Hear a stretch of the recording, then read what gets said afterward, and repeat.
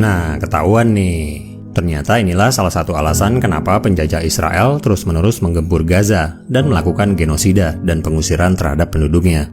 Mereka sangat berambisi menguasai Gaza karena ternyata mereka memiliki rencana untuk membangun terusan Ben Gurion yang mereka proyeksikan akan menjadi pesaing terusan Suez yang saat ini ada di bawah kendali Mesir. Terusan Ben Gurion ini akan dimulai dari kota Elyat yang berbatasan dengan Yordania di Laut Merah, melintasi Gurun Negev hingga ke utara, dan berbelok ke arah Laut Mediterania melalui Gaza.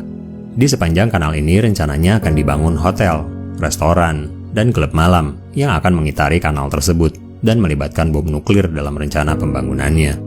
Ben Gurion sendiri adalah nama yang diambil dari Perdana Menteri pertama mereka, sekaligus orang yang mengumumkan berdirinya negara Israel pada tahun 1948.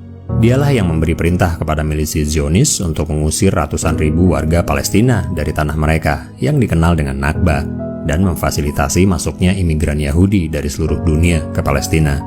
Sebenarnya hubungan antara Laut Mediterania dan Laut Merah ini sudah terjalin dengan adanya terusan Suez yang menangani sekitar 12% perdagangan dunia.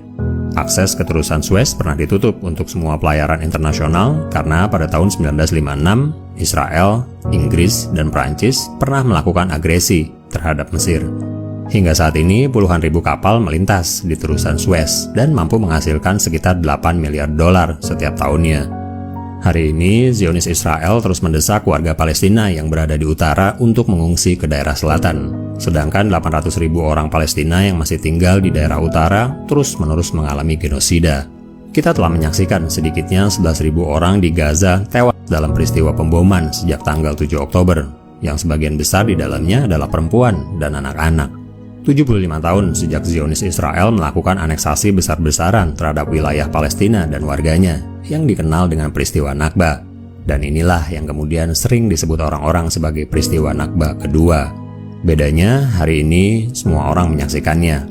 Mereka bisa saja menang senjata, tapi mereka tidak akan bertahan. Zionists cannot survive this war in the Middle East. They may win the war, but they can't survive. Here's why I'm saying this. For them to win, they have to be so brutal, so savage, that the whole world will see them killing millions of people, including children. The world will turn against them. They carry out their agenda, they will be hated around the world. They know it.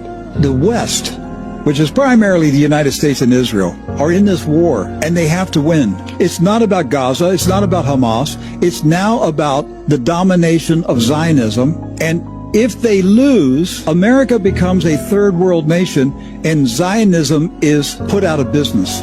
If they win, all of humanity will become Palestinians, and the world will become a refugee camp. It's all or nothing.